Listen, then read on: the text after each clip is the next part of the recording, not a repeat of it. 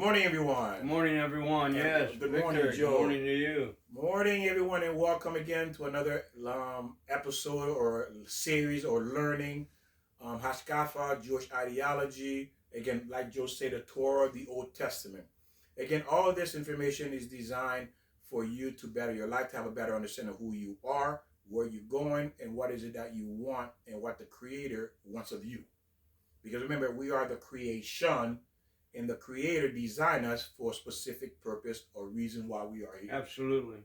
You know, today we're going to cover something that's very different: the psychology of the mind and the soul. Psychology, ooh, that's out of my realm here. I don't know what I can talk about here. Oh, you're going to fit a lot of places because why? All our behavior is based on psychology, meaning that it's coming from a place of the mind, the soul, our past experience, our previous life. So it's coming from many different places why we behave the way we behave. I got a lot of experience, I think. You do. You do. You have enough experience for everybody who's watching. Really? Now, they may not have your exact, but it can relate to your experience. Exactly, yes. This is really something that we need to understand because today, what do you think, Joe? What is the population today in terms of people who need a psychologist or psychiatrist and then medication? Well, you know what? I always thought that we should always talk to someone. I think there's nothing wrong to have a professional psychiatrist just to talk to because, when we talk to our friends and relatives, you don't tell everybody everything but to a stranger and a doctor, it comes out more because you need that help. We want that help. Or just maybe some answers, not so much help. Now, medicine, I'm not always big on medicine, but sometimes maybe our brains need more of this or more of that. And that is true. We do. There are some people who do need the medicine. Right. But Right. again, the way the world is going, you ask yourself, do we need more of a psychologist where we just talk to them or psychiatrists who give us medication because it's more physicality, meaning that something is wrong with our body or the chemistry of the brain. So we need medication to help us cope.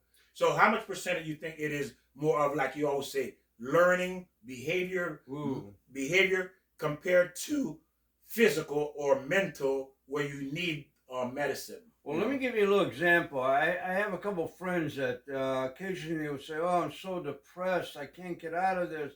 And I would say, like, just knowing nothing, I would say, well, go out and work in the yard. Go out, take a drive, But it's not that simple. I always thought, like, for me, if I was confused or depressed, all I had to do is maybe listen to music or go out in a garden and it would take care of it. But now I realize that there's more to it chemically in the brain, and you need more help than just working in the garden. Well, that is true. That does help because something therapeutic that can uplift you, something that you enjoy doing. Right. The Torah, the Old Testament does recommend if you're feeling depressed, you're feeling sad, go engage in something that you like. And that's on a simple level, right? Yes. This is what I think usually I can control. But then again, there's some people that, for whatever reason, again, an imbalance of chemistry in their brain, or it could even be a diet. If you're not getting the right, we'll say, minerals or vitamins, that can still make your brain a little unbalanced. And that is correct because, again, so we have to take into factors like Joe, you always say pretty much, well, not always, but sometime in a video, if the parents was on drugs, right, or you on drug yourself, you're doing things that will throw off the chemistry, the balance of the brain, the mind. Of course, sometimes you're born that way too. Now, I'm trying to remember what I really read about this, but they've done some studies in prison where they realize that people, if you're malnutrition, that can upset even your thoughts and what to do rightly or wrongly. So they realize that people who are confused aren't getting the right balance of chemicals or nutrients. Or minerals or what the body needs to have the right balance. Right. Okay, so yes. But again, now, the other thing that we need to remember is that feelings, emotion, love, depression, any type of negative or feeling in general is not a physical. It is spiritual. The body is just expressing what the soul is feeling. Does that make sense? Well, you're right, Victor. It comes out spiritually in your soul, but then it winds up can affect you physically too. You know, I Yes. mean, you're all discombobulated. And that's a little bit physical, but you're right, Victor. It starts out with a spiritual. Yes, your feelings are spiritual. Love is spiritual. All your emotions are spiritual. And people don't understand that it's not a physical thing. You only expressing it through the body as being physical. But love, feelings, sadness, happiness, all those are spiritual. And the only way to sustain and maintain that, you got to be connected. Because it's a Right. spiritual thing. There's no way, no one can go through this life really happy all the time. Because why? Because if you just go in the physical, what happened if your son died, your daughter died, you get divorced, you're going through hardship? Guess what? There's no way you're going to smile, feel good in those situations. Exactly. It doesn't matter who you are. You eventually going to be sad. Because why? You're basing your emotion on the physicality, not on a spiritual level. When it's in a spiritual level, it's a complete different level of understanding. And again, these feelings, love never dies when it's spiritual. It cannot die. When love is based on spiritual feelings and you tap into that, it can never die. But if it's physical, it always dies. And most of the time it does die. So yeah, and that's a lot of problems. What's happening now about divorces and arguments is like you say, Victor. People are getting, "Ooh, I like that guy or a girl because she looks sexy." Now you're basing it on physical versus what's that person really like. We mention this all the time. We have to get into the person's mind and body and soul and heart. What is this person really about? Not his money, not their good looks, not the prestige, not the power, but the soul. That's who we want to look for, is the soul. yeah, so now we're going to look at into the soul, into the psychology of the mind and the soul. Okay, series we're going to be working on. Now, if you look at some people, it looks like some people of the people are succeeding and others are failing. How is that possible? The question is, what are they doing right and what are they doing wrong? For those that look they're succeeding and those who are failing, what are they doing different? That's different between the two extreme, the right and the wrong. Problem, like you say, we mentioned, people have problems with their children, their marriage, and it looks like everything is collapsing. What's going on there? Why is this happening to us? Why is things not going the way we want it to go? Well, because they're chasing the wrong thing. You're always chasing about uh, thinking about what somebody else would like, or you're thinking about going after the money, working harder. You're not teaching your children, like we keep saying. So the difference between a happy relationship and a happy life is you got to find out exactly what you want in life. And you want that love, you want that health, you want that desire, you want that connection with another soulmate or even your friends. So you got to get out of the subject of wanting possessions or material things. And that is true what Joe's saying as well, because every human being psychologically wants to feel connected with another human being. Because why? Why is that? We're created that way. That's how you're created. The manufacturer, which is God, created us that way. And there's no way around it. You're not going to get around it. And that's why people say they're lonely, they're depressed. Because why? They long to be connected with another human being. That's their desire. Because why am I feeling like this? It's because I was created to be connected with someone else. As long as I'm not connected, I'm going to be miserable. I think that's the main drive. If it's marriage or just friendship, we do want to be connected. I mean, what's the first thing? If you go on an island and you're by yourself, all by yourself, day in and day out, you're going to miss that companionship with a lover, with a friend, with even a dog, say. But you want that connection. And again, I say, we need to know the root of our problem. What is the root of our problem? What's causing the system in our life to look the way it looks like? We need to look at the root, okay? Where is this problem coming from? Why is my life is not going the way it should? Why am I picking this person? Why am I repeating the same thing over again? That's keeping me in a darkness, keeping me in a hole. Why can't I learn? Where's this coming from? You don't have God in your heart, first of all. Yes, and you're not following the 10 Commandments. You could do everything right and things can still go wrong. And you said, why? What happened? Sometimes you can do everything wrong and you get lucky, it works out for you. Mm-hmm. Have you been there? You've done everything right, but it still doesn't work out.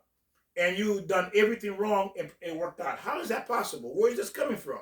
So we're going to be looking in deeper of the mind, the soul.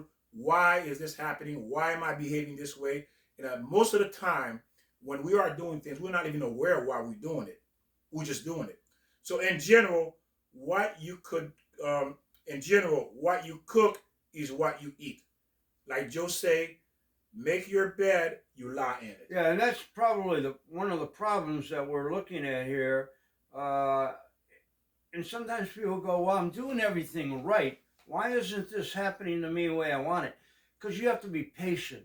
And God's maybe saying, "Well, you know what? You just got to learn a little bit more. You're looking at this and not at that. You got to look at the whole picture of life, the word of love, how you're taking care of your children, your pets, your friends, your responsibility. Don't go after that mansion house, because when you go after that money, that big house, that big car, then you got to work for it, and your motivation is just trying to pay that bill. And what you can't go. What's the word? You're spending more money than you make. You know, you're going way over your limit. You got to stay within your realm as far as money is concerned. And I know everybody wants to get that. I've been there too. Oh, I want that nice car. I want this picket fence. But you got to look at your life and how you handle it. Don't spend more money than you make. It takes a lot of learning. If again, as we mentioned, if you've been following our teaching, you see the teaching is endless. It's endless because again, there's a lot we need to learn while we're here, and we need to understand these lessons and apply it to our lives if we don't want to go in the direction that no one wants to go. If you want to go in a desired direction, you need the right information. Without the right information, it cannot work. Did you ever notice one thing? People always complain about gas going up, but no one ever says, "Whoa, you know what I spent for the heroin? $300 a shot." "Oh no, but gas goes up 3 cents." "Ooh, what about that money you're spending on drugs?" People go, "Everything's, I can't afford anything." Well, you're spending $50,000 a year on drugs.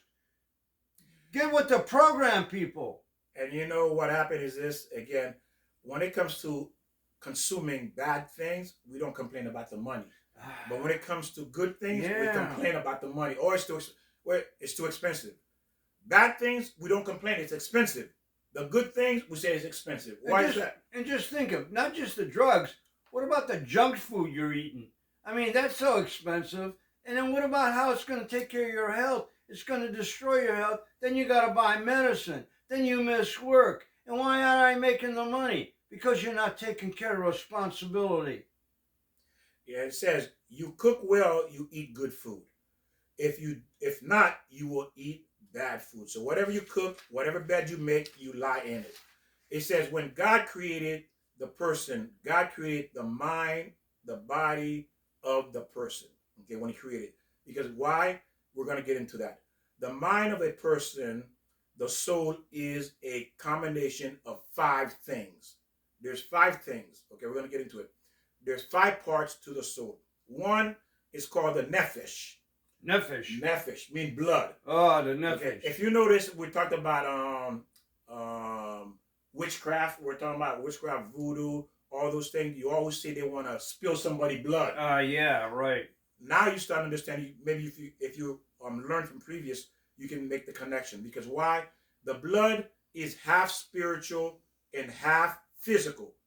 In the blood is part of spirituality. Spirit. Your spirit lives in your blood as well. So that's the first part, is the blood, which is called nephesh, which is in a Jewish word for blood is nephesh. Well, it's pumped by your heart, and it goes through your veins, in your arteries, and then it comes back to the lungs and picks up oxygen, and then goes back to the heart, and then it's passed. I mean, all that is just thinking, that's amazing. And if you don't keep your blood clean, you know, most people change their oil like every 3 months. People take care of their car better than their body. You got to keep your blood clean. But you don't know what that's about, do you? How do you keep your blood clean? Well, eat clean. and keep the junk, the drugs out of it. Yeah. Remember, because, and that's a beautiful point Joe just made, because why? Think about it. Part of your blood is spiritual. If your blood is not clean, that means you cannot connect to God.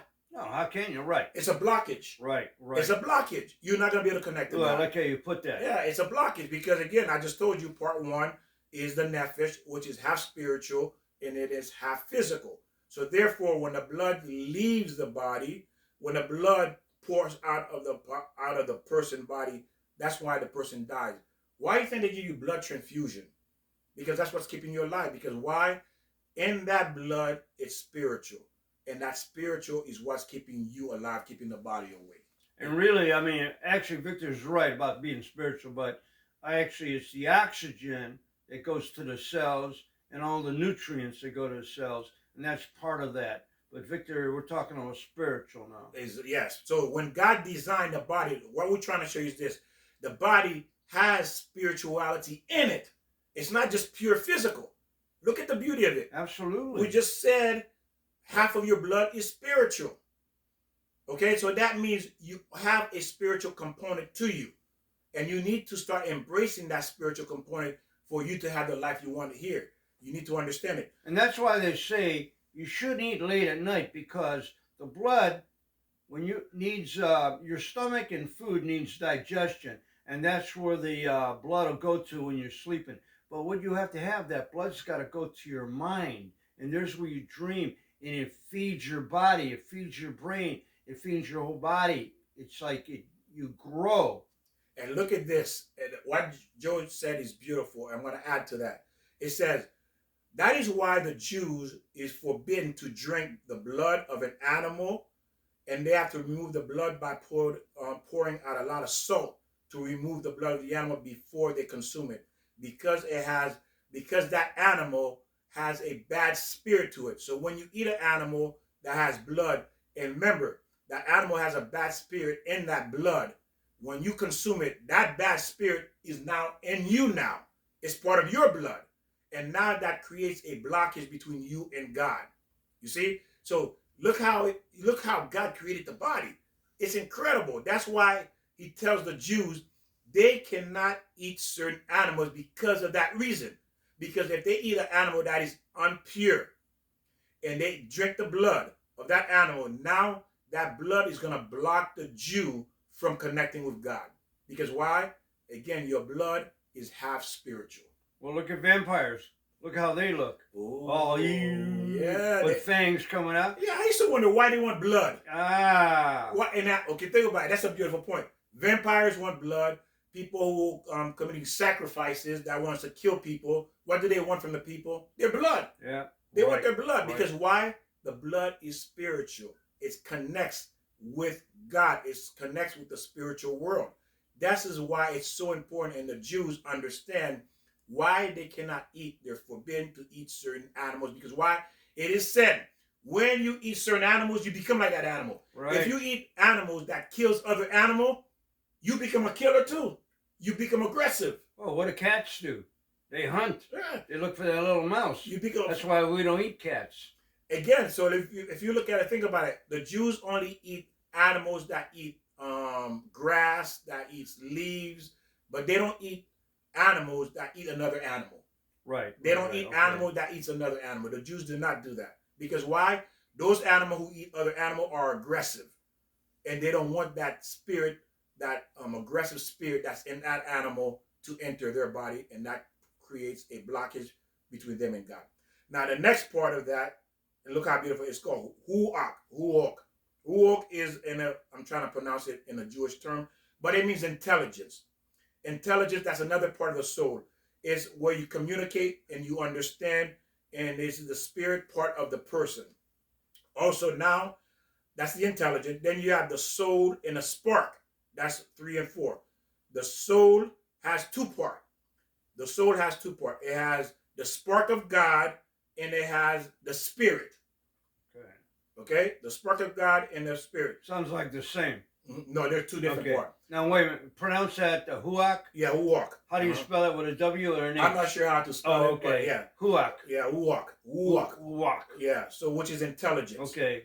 So again, the soul has two parts to it. It is the spark of God, which is part of God, and then you have the spirit, and the spirit is what revives the body. When you say spark, maybe the energy. Well, I don't know what what's that the means. spark? The energy of God, the- and then the spirit is more mental. Okay, I'm trying to figure this out. Yeah, the spirit is what following. revived the person. Right. Okay, no divine spark. The spirit, without a divine spark, the spirit is dead. Divine coming from God. There you go. Right. Without that, then the spirit will die, and then the person die as well. Because why? The spirit is part of the intelligence. So Well, now, what about when people leave God and go to the devil? Is there a spark there? there's Does still the a devil- spark that can be revived. It's still a spark there. Right, but I mean, when you go to the devil, then the spark is from the devil, or just What happened is that it says that when you go to the dark side, the spark dims out. Okay, like yeah, there's a shell that covers the person, like a force field, a shell. So the truth of God, the word of God, cannot penetrate it now.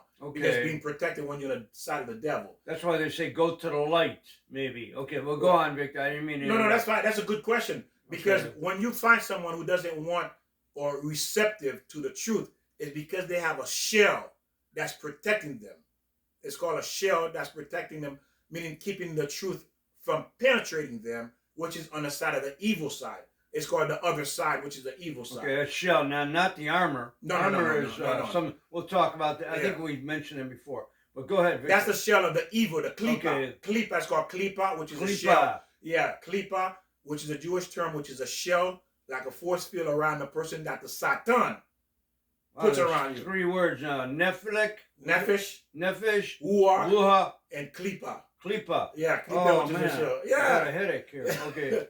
So now, think about it. So it makes sense. The Satan put a shell around you, a force field, so the truth doesn't penetrate you. So you stay on his side. Okay. See, that's the Satan protection defense mechanism as well, to keep you on his side, so that way the truth does not get to you. So in other words, never leave God. There you go. Stay strong, fellas. Get that armor of God on you. Yes, because once ladies, I said fellas. And ladies. Ladies and fellas, and gentlemen. Because once you leave and you get that klipa, when you see someone, I don't know, those of you who may have family members who you want to bring them to God, and you don't want to say, oh, I don't want to hear about God, this and this. That's a klipa. That is a shell. Okay, in other words, is that 4 words? No, that's the same one. Oh, yeah, the shell.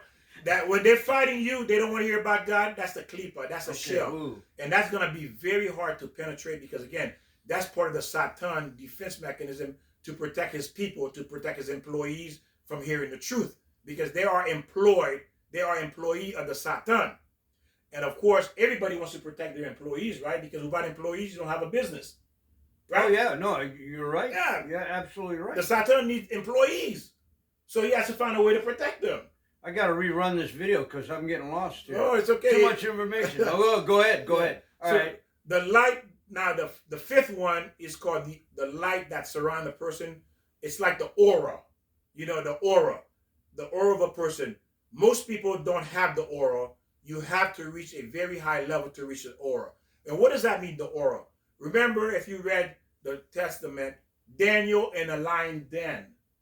I don't know if you heard that. Daniel inside the lion's den. Remember when they threw Daniel in the lion's den? I remember that. Yeah, and they said the lions were very hungry, and the king wanted to see if the lions, everybody wanted to see if the lion was going to devour Daniel. And the lions was terrified of Daniel. The reason why the lion was terrified of Daniel, because he had the aura. And it says, when a person has the aura of God, every animal is afraid of them. Because why? Okay. Yeah. The reason animals attack human beings is because animals see you as another animal. That's why they attack you. To them, you're a pig. You are a bull. You're a cow. Because you don't have that aura. Because why? You're not serving God. You're just another animal. That's why animals attack human beings. Because there's no aura. There is no that light that tells them you're not an animal. You're holy. And that's why Daniel in the lion's den was not attacked by this lion. These lions were terrified. They said these lions were acting like puppies. They were like puppies. Can you imagine lions acting like puppies around him? And it says in a day, that's what's going to happen. Because why we're going to have this aura? Because that's why it says man and animal is going to become one. They're going to work together as one. Because why? The animals going to fear man. Because why? At the end of the day, because the aura of God going to be on these people who do survive the last day. I've heard some people say to other people, "Oh, I see this aura around you." Yeah. And I don't think anybody ever said that about me. Maybe once, but I mean, I guess I should have remembered that. But people, they say I can see this aura around, and sometimes it's bigger, and sometimes it's smaller. I guess I don't know if what they see, and they seem genuine when they say that. "Ooh, you got a nice aura around you." So. And it says there's special lens, special cameras, and scientists who've done Can work. pick it up. Huh? Yeah, can see the aura in some people. Aura. Ah. Again, who has these aura? Like I said, people who are highly or connected to God. There are many, many reasons why they have it. I probably don't have it, so I can't say I have it. What about the people that are able to see it? Mm-hmm. Are they kind of like spiritual, or do they have an aura also? Or well, we don't know about that. Well, that I can say because I don't know. But again, okay. And then remember it says when Moses came down from Mount Sinai, he had this glow. There you go. He said his face was glowing. That may be different than the aura, though.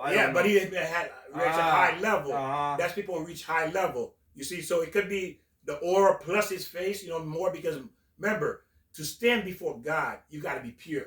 Right. You got to be pure, So why do we go to court? Are we innocent or are we probably some not innocent? Exactly. That's why we're standing before a judge. So again, it says very few people reach this level. It's a very high level of spirituality. I'm sure if you can see an aura, well, I'm assuming this, but then that's a special gift. So you might have the aura yourself, or just have a special gift. Yes. Let us know if anybody in the audience here have seen an aura or feel an aura or someone that know anything about an aura. Yes, exactly. Another word, O-R-A-H. Yeah, O-A-R. From my understanding, how to spell it. Okay. Okay, so now it says the more knowledge you gain, the more you can develop your spirit. Remember, your spirit is inside your intelligence. Now wait a minute. Say that again. The more knowledge you gain, the more you develop your spirit. If it's the correct knowledge, too. There you go. I mean, there's a lot of people follow get a lot of knowledge from the devil. Exactly. How to steal, how to crook, how to do this. And you're right. It can go either way. Just to clarify. No, you're right. It can go either way. Your spirit could go dark. Like your spirit could go dark. Okay. Or it can go bright. Okay. Depending on Joe said, the right information. The wrong information, it goes dark. The right information, it goes light. Like hopefully you're seeing this light, this bright coming through here. So it says the intelligence, the spirit of the person is where the intelligence is. The spirit of the person is the divine, and it's divided into two categories.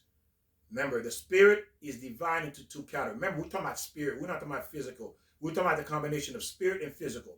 So we have the information that goes into the conscious, and then the information that goes into the subconscious or the unconscious, okay? And the subconscious of the mind automatically record whatever you see. Whatever it wants, it will record it whether you want it or not. Now, we talk about it, and Joe had mentioned this.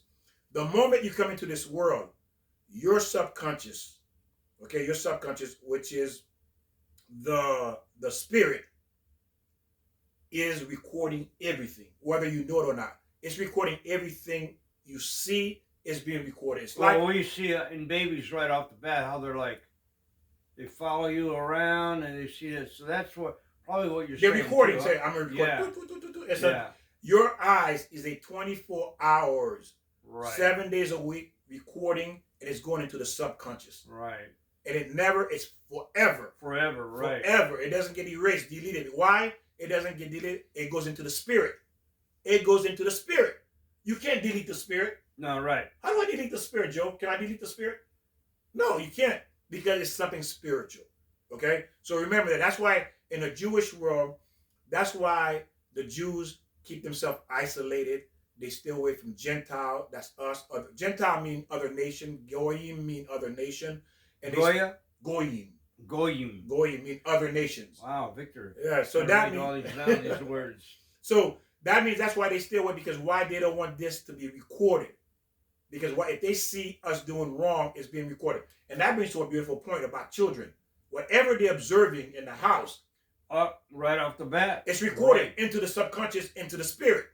The spirit is the permanent recording device. And a lot of times when the child is real young, like maybe 6 months or 1 year, you might be doing something illegal or saying something, and you're thinking the child's not picking it up because maybe they don't know language, but they do. They'll pick it up and it stays in their subconscious mind. And then again, the more knowledge, and we're going to go, and let's go what Joe's saying.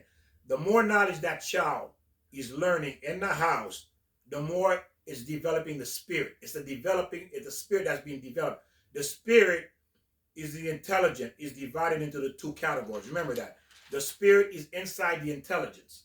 Okay? And that spirit is a recording mechanism. And this is where this child is recording everything he or she sees the mother and father doing or their environment. It's permanently being recorded. That's why sometimes later in life, when you have dreams and all of a sudden you recognize somebody in a dream, well, that you don't recognize, you'll say, where did that person come from? Or where did that country or anything? It's because you recorded in your brain when you were younger at one time, and all of a sudden it pops in your mind. Yes, beautiful. Even though you saw something as a baby, your first day came into the world. Let's just say your mother gave you birth and you came out, you look in, guess what? You recorded. And you at your 40s, 50s, and you have a dream and you wonder where this is coming from. It could have been coming from then, 40 years ago, 50 years ago. Yeah, let's back up. Like we just said, I'm going to repeat that. So when a child is even 6 months or who knows, and all of a sudden you're doing something as a parent or anybody, an older sibling, an aunt, an uncle, you come over and you say a word, you do something, you say, shut up, bitch, and right away, that child's gonna, I didn't mean to say all that, but I mean, you gotta be clear here. So, I mean, that child is absorbing all this from day one. That is correct. And not only sight, hearing too is being recorded. Yes. Sight and hearing is being recorded 24/7. And think about it. Now we're looking at how this works. And it makes sense. You wonder, well, why is my son acting like this? Well, you forgot 40 years ago what you said, like Joe said. You forgot what he called you. And now he's calling another woman or his wife that same name. Yeah, and he's wondering where it's coming from. Exactly. Because he recorded that you said that. He may have forgotten it, but the subconscious is pulling it out and he's using it. You see? So again, you look at this. Again, lady, this is why it's so powerful. You have to be careful what you say, what you do, what you watch, what you hear. Because everything is being recorded. It cannot be deleted and it will affect you. And even if that happens, you still can be corrected if you watch the rest of your life. I mean, again, like we're saying, we teach our children. They're being taught from day one. I mean, whatever you do or you say, it's going to be recorded in that child, and he's permanently. Right. And you're going to think, well, mommy and daddy did that. I can do it. If it's